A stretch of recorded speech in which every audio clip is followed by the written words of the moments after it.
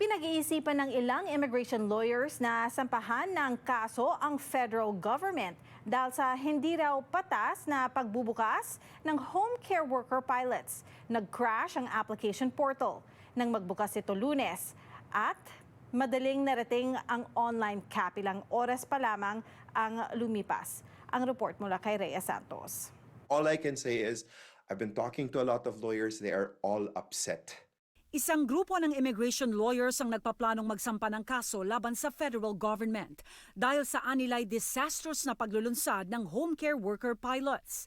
Simula pa lamang ilang beses na nag-crash ang application portal sa inasahang dami ng aplikasyon. It is easier to get a ticket to a Taylor Swift concert than getting your application in. It's a potential claim for discrimination on the basis of abilities or disabilities of an individual that is protected by the Charter of Rights and Freedoms of Canada.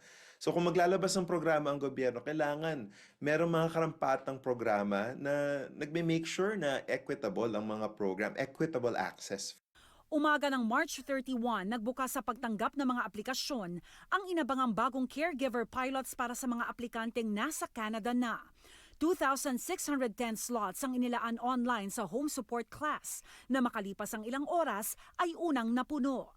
2,610 ang cap sa childcare class. Sa mga bilang na ito, naglaan din ng slots sa mga nawala ng status na caregivers. Naniniwala raw si Dangzala na may bigat ang magiging kaso lalo na't may kaparehong reklamo kung sakali noong 2019. In 2019, there was a CBC report that the government attempted to settle several federal court lawsuits claiming all sorts of things such as discrimination for people who have disabilities, for example, those who do not have the technical know-how or even the ability to actually, say for example, do this speed competition, kumbaga, to submit an application.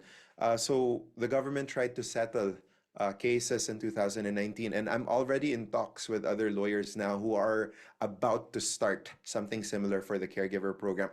It's so stressful, and I'm very sure for caregivers who, again, are doing it because of lack of funds by themselves, it's almost depressing. Isang aplikante kada associate ang hawak ng opisina ni Alan Ralph Basa.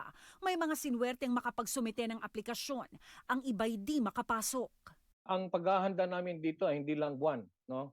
Halos kalahating taon talaga naming pinaghandaan in order to ensure that we eliminate margin of error because we are handling a very important aspiration and dream of one single individual. Sarado na ang online application portal sa caregiver pilots. Bukas pa ang tinatawag na alternate format o paper application. Nakatakda muli itong magbukas sa mga in-Canada applicants sa March 2026. If political landscape remains to be the same, then we will expect this program to continue. Aminado naman ng mga immigration expert na mas gumanda na ang eligibility requirements para makapasok sa caregiver program ng gobyerno. Pero di raw makatarungan ang tila unahang pagsusumite ng aplikasyon para sa mga aplikanteng dehado sa application portal ng immigration. Dun sa discussion pa lang ng mga abogado na nakausap ko pa lang, yung initial pa lang at nasa day 1 pa lang tayo, Rhea, mga 15 na kami. Parang hindi sila matuto talaga. Kailangan ata talagang umpugin yung ulo ng konti. Rhea Santos, Omni News, Vancouver.